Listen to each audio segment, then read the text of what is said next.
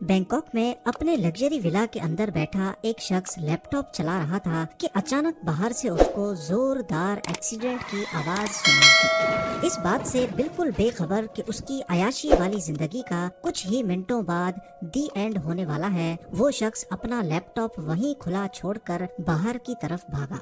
कहने को तो एक लड़की ने अपनी टोयोटा कैमरे उसके विला के गेट से जा टकराई थी, पर असल में एक नहीं, दो नहीं, बल्कि 7 मुल्कों की पुलिस इस दिन का पिछले कई सालों से इंतजार कर रही थी।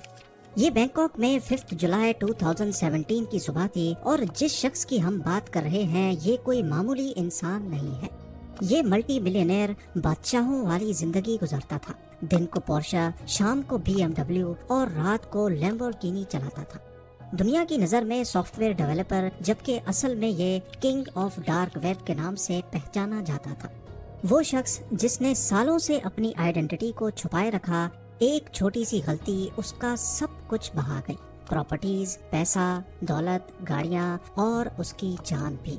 पर आखिर वो छोटी सी गलती क्या थी और कैसे 7 मुल्कों की पुलिस ने कोलैबोरेशन के साथ दुनिया के सबसे वांटेड डार्क वेब किंग को ढूंढ निकाला। नाजरीन, ये 2010 की बात है जब डार्क वेब आहिस्ता आहिस्ता उठ रहा था। डार्क वेब इंटरनेट की दुनिया का दूसरा रुख है जहां हर किस्म के इलीगल काम होते हैं। ड्रग्स और वेपन्स से लेकर टारगेट किलिंग के कॉन्ट्रैक्ट्स देने तक सारा काला बिजनेस यहीं पे होता है। यहाँ ऐसे ऐसे काम होते हैं जिनको सुनकर यकीन लाना भी हमारे लिए काफी मुश्किल है। डार्क वेब पे इस तरह के सारे कामों के होने के पीछे भी एक खास रीजन है। दुनिया भर में इलीगल काम करने वाले अपनी आइडेंटिटी छुपाना चाहते हैं ताकि पुलिस और लॉ एनफोर्समेंट एजेंसीज की पकड़ में ना आ सकें। और डार्क वेब पे इनका ये मसला हमेशा हमेशा के लिए हल होता नजर आ रहा था।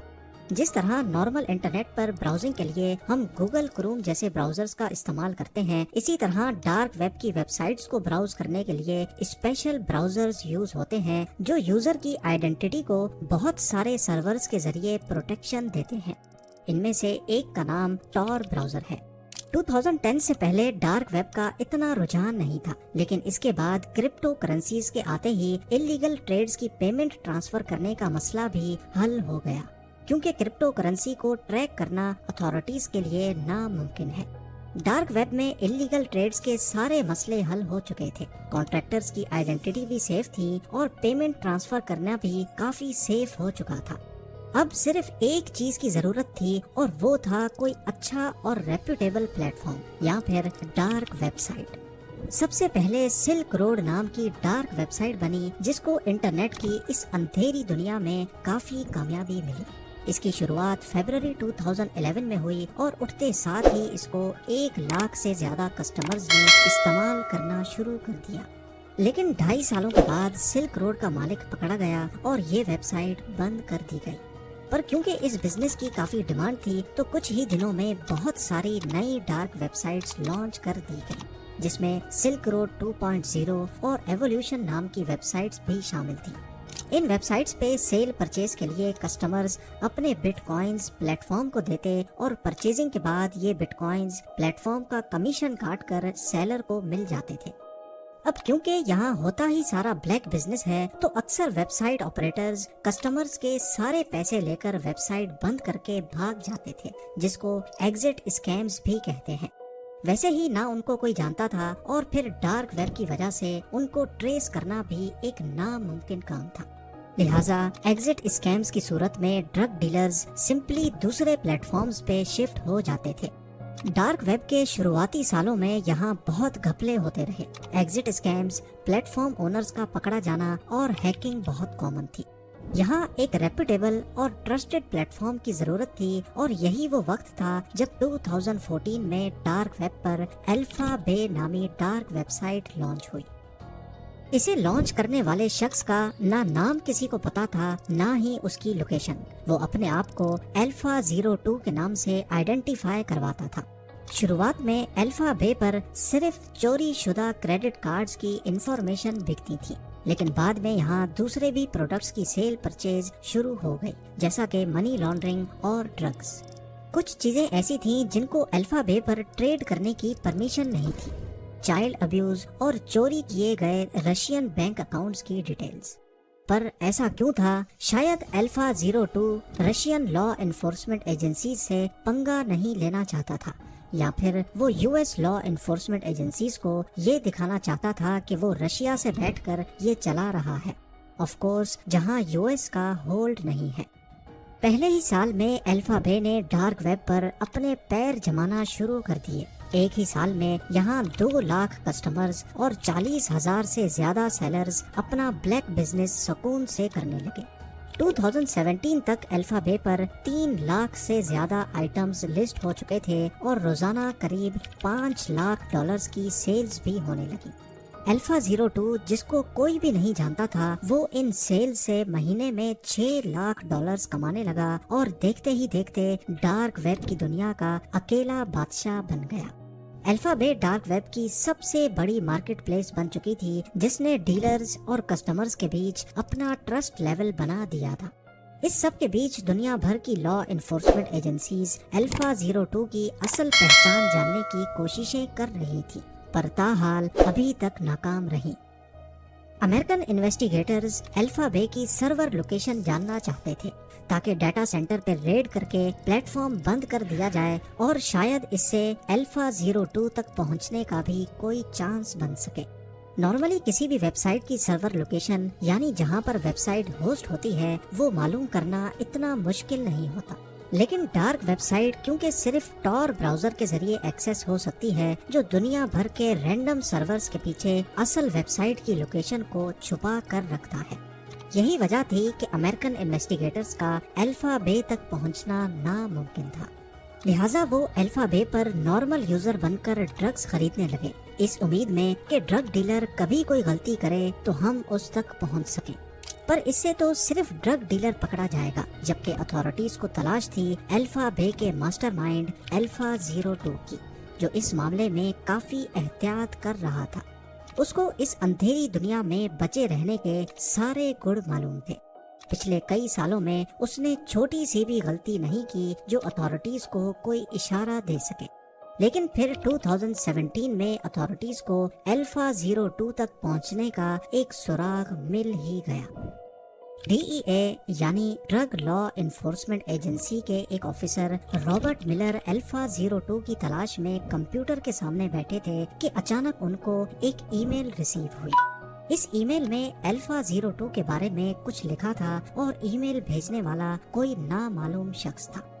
اب یہ تو آپ سب کو پتا ہوگا کہ نارملی جب بھی کسی ویب سائٹ پر رجسٹر کیا جائے تو ایک ویلکم ای میل آتی ہے۔ ایسی ہی ایک ویلکم ای میل الفا بے کی طرف سے اس شخص کو بھی آئی تھی جب یہ پلیٹ فارم 2014 میں نیا لانچ ہوا تھا، اور یہ ویلکم ای میل جس ای میل ایڈریس سے آئی تھی وہ یہ ایڈریس تھا۔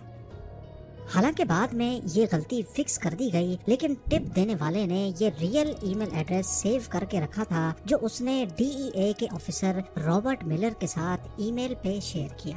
ای میل کرنے والا شخص کون تھا؟ آیا وہ الفا بے کا کوئی کمپٹیٹر تھا، کوئی کسٹمر، یا پھر کوئی ڈرگ ڈیلر؟ اس سے کوئی فرق نہیں پڑتا، کیونکہ اب ڈی ای اے کو الفا 02 کی سب سے پہلی اور سب سے امپورٹنٹ انفارمیشن مل چکی تھی، جو ان کے لیے ایک بہت بڑی کامیابی تھی۔ اس ای میل ایڈریس کو استعمال کر کے بہت سے سوشل میڈیا پلیٹ فارمز پر سائن اپ کیا گیا تھا۔ skyrock.com ایک French social media plate form تھا جس پر اسی ای میل ایڈریس کے ذریعے ایلیکس نام سے سائن اپ کیا گیا تھا، اور انویسٹیگیشن ٹیم کو اس میں ایلیکس کی 2008 اور 2009 کی فوٹوز بھی مل گئیں، جو کہ شاید الفا 02 کی ہی تھی۔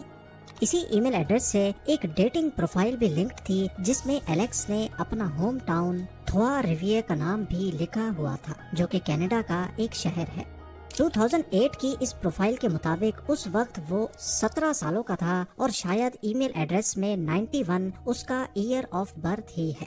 اسی ای میل کو استعمال کر کے 2008 میں ہی اس نے ایک فرینچ ٹیکنالوجی فورم پہ بھی پوسٹ کیا تھا، جس میں اس کا یوزر نیم الفا 02 جبکہ پوسٹ کے آخر میں اس کا اصل نام لکھا ہوا تھا، الیگزینڈری کیزز۔ اتھارٹیز کے پاس الفا 02 کا اصل نام آ چکا تھا، لیکن وہ ہے کہاں پر؟ لنکڈ ان کی پروفائل پر الیگزینڈری نے خود کو سافٹ ویئر ڈیزائنر شو کیا ہوا تھا۔ जबकि उसकी करंट लोकेशन के बारे में सबसे बड़ा क्लू फेसबुक से मिला। अथॉरिटीज को फेसबुक पर थाईलैंड की एक लड़की की प्रोफाइल मिली जो अलेक्जेंड्री की मंगेतर थी। शायद अलेक्जेंड्री केजेस थाईलैंड में ही रहता होगा। इस टिप की मदद से अमेरिकन अथॉरिटीज बैंकॉक पहुंच गईं और थाईलैंड अथॉरिटीज के साथ मिलकर उन्होंने ये मालूम कर लिया कि अलेक्जेंड्री ने बैंकॉक में कई प्रॉपर्टीज खरीद रखी हैं। ये वक्त उसको पकड़ने का नहीं बल्कि चुपके से उस पर नजर रखने का था। उसका एक विला था जहां वो अपनी थाई बीवी के साथ रहता। दूसरा $3 मिलियन का मेंशन बैंकॉक के बाहर था जहां वो अपनी अयाशियां करता था। फुकेट में एक हॉलिडे होम और एक विला वो साइप्रस में खरीदने वाला था। एजेंट्स ने उसकी सारी हरकतों पर नजर रखना शुरू कर दी। वो अपनी लैम्बोर्गिनी में बैंकॉक घूमता, इस बात से बिल्कुल बेखबर कि थाईलैंड, अमेरिका और कनाडा के एजेंट्स उसका पीछा कर रहे हैं। अपनी रोजमर्रा जिंदगी में डार्क वेब का किंग एक नॉर्मल इंसान था। वो सुबह जल्दी उठता और तकरीबन सारा दिन घर में ही रहता था। इस सब के बीच अथॉरिटीज ने उसको अरेस्ट करने का प्लान बनाना शुरू कर दिया, पर मसला ये था कि अगर उसको ऐसे ही अरेस्ट कर लिया गया तो कोर्ट में साबित नहीं हो पाएगा कि यही शख्स अल्फा बे का मालिक है। इसीलिए इन्वेस्टिगेशन टीम चाहती थी कि इसको रंगे हाथों पकड़ा जाए जब वो अपने लैपटॉप पे काम कर रहा हो। अल्फा बे बेशक ही डार्क वेब की सबसे बड़ी मार्केट प्लेस थी, लेकिन इसका भी कॉम्पिटिटर था। यूरोप में हेंसा के नाम से एक डार्क वेबसाइट फेमस थी जिसने यूरोपियन अथॉरिटीज की नाक में दम कर रखा था। जिस वक्त अमेरिकन अल्फा बे के मालिक अलेक्जेंड्री को अरेस्ट करने के मंसूबे बना रहे थे, उसी वक्त यूरोपियन इन्वेस्टिगेटर्स को एक भरपूर कामयाबी मिली। उन्होंने हेंसा मार्केट की सर्वर लोकेशन का पता लगा लिया था, शायद किसी मुखबर की मदद से। वो हेंसा मार्केट के सर्वर बंद नहीं करना चाहते थे क्योंकि इससे कोई फायदा नहीं होगा, बल्कि हेंसा मार्केट नए सर्वर्स पर दोबारा चला दी जाएगी। उन्होंने चुपके से उसके सर्वर्स का डाटा कॉपी किया और एडमिन की चैट पढ़ने के बाद वो ये पता लगाने में कामयाब हो गए कि हेंसा मार्केट का मालिक जर्मनी में रहता है। यूरोपियन अथॉरिटीज ने जर्मन फेडरल क्रिमिनल पुलिस के साथ मिलकर हेंसा मार्केट के मालिक को ढूंढने की कोशिशें शुरू कर दी। इसी दौरान अमेरिका की FBI ने यूरोपियन अथॉरिटीज को बताया कि वो अल्फा 02 को अरेस्ट करके अल्फा बे बंद करने जा रहे हैं। अमेरिकन, यूरोपियन और जर्मन अथॉरिटीज समेत टोटल 7 मुल्कों की एजेंसीज ने इस ऑपरेशन को एक नया रंग देना चाहा, जिसको ऑपरेशन बेयोनेट का नाम दिया गया। प्लान के मुताबिक यूरोपियन अथॉरिटीज ने FBI को कहा कि वो अल्फा 02 को तब तक अरेस्ट ना करें जब तक हम यूरोप की हेंसा मार्केट पर अपना कंट्रोल हासिल ना कर लें। ये एजेंसीज का काफी चालाक फैसला था। डार्क वेब पर नॉर्मली ये होता है कि जब एक वेबसाइट बंद होती है तो डीलर्स और कस्टमर्स सिंपली दूसरी वेबसाइट पे शिफ्ट हो जाते हैं। हेंसा मार्केट क्योंकि दूसरी बड़ी डार्क वेबसाइट थी, इसीलिए जब अल्फा बे बंद होगी तो सारे डीलर्स हेंसा मार्केट पे शिफ्ट हो जाएंगे, जो कि पहले से यूरोपियन अथॉरिटीज के कब्जे में होगी। इससे हजारों नए डीलर्स को पकड़ा जा सकेगा। ऑपरेशन बेयोनेट एक तरह का हनी ट्रैप था। इस सब के बीच अलेक्जेंड्री केजेस को किसी चीज का इल्म नहीं था। वो बैंकॉक में अपनी अयाशियों में मसरूफ रहा। 20 जून 2017 को मिशन का पहला हिस्सा कामयाब हो गया। यूरोपियन अथॉरिटीज ने एक ही वक्त में हेंसा मार्केट के डाटा सेंटर को नीदरलैंड्स में रेड किया और उसी वक्त जर्मन अथॉरिटीज ने जर्मनी के शहर सीगिन और कोलोन में उनके मालिकान को भी अरेस्ट किया, लेकिन ये खबर पब्लिक नहीं की गई। हेंसा मार्केट अब यूरोपियन अथॉरिटीज के कंट्रोल में थी और इस बात का डार्क वेब पर किसी को भी इल्म नहीं था। उधर बैंकॉक में मिशन का दूसरा पार्ट यानी अलेक्जेंड्री केजेस को अरेस्ट करने की तैयारियां शुरू हो गई। DEA, FBI और थाई अथॉरिटीज चाहती थी कि अलेक्जेंड्री को रंगे हाथों पकड़ा जाए जब उसका लैपटॉप और उसका मोबाइल खुला हुआ हो। इसी मकसद से उन्होंने टोयोटा कैमरे में अपनी एक फीमेल एजेंट को बिठाकर टास्क दिया कि वो अलेक्जेंड्री के विला पर जाकर झूठ मूठ का एक्सीडेंट करे और गाड़ी उसके गेट पे ठोक दे। इससे होगा ये कि अंदर मौजूद अल्फा 02 या अलेक्जेंड्री अचानक अपना सब कुछ खुला छोड़कर बाहर निकलेगा। खुशकिस्मती से वैसा ही हुआ जैसा प्लान किया गया था। 5 जुलाई 2017 की सुबह को जब टोयोटा कैमरी अल्फा 02 के गेट से टकराई तो वो खुला लैपटॉप छोड़कर अपना अनलॉक्ड मोबाइल लेकर बाहर निकला। उसी वक्त कई ऑफिसर्स ने उसको पकड़ लिया और अंदर जाकर उसके लैपटॉप का कंट्रोल संभाल लिया, जिसमें अल्फा बे का कंट्रोल पैनल खुला हुआ था। अलेक्जेंड्री केजेस रंगे हाथों पकड़ा जा चुका था। अथॉरिटीज ने लैपटॉप की छानबीन के बाद उसके सारे पासवर्ड्स कॉपी कर लिए। उसकी गाड़ियां, प्रॉपर्टीज और $1 मिलियन की क्रिप्टो करेंसीज जब्त कर ली गई। पर यही अलेक्जेंड्री कोर्ट में पेश होने से पहले ही मरने वाला था। अलेक्जेंड्री को अरेस्ट हुए अभी 1 हफ्ता ही गुजरा था कि उसने कस्टडी में ही खुद को पंखे से लटकाकर अपनी जान ले ली। सिर्फ एक छोटी सी गलती डार्क वेब के किंग का सब कुछ बल्कि उसकी जान भी ले गई। उधर अल्फा बे को बंद करने के बाद जैसा सोचा गया था, सारे डीलर्स और कस्टमर्स ने हेंसा मार्केट का रुख किया, जो कि खुद यूरोपियन अथॉरिटीज के कब्जे में थी। हजारों नए डीलर्स भी पकड़े गए और हफ्ते बाद हेंसा मार्केट को भी हमेशा के लिए बंद कर दिया गया। उसी दिन यूएस जस्टिस डिपार्टमेंट ने ऑफिशियली इस ऑपरेशन के बारे में प्रेस कॉन्फ्रेंस की और डार्क वेब के 2 बड़े प्लेटफॉर्म्स को बंद करने की खबर मीडिया से शेयर की।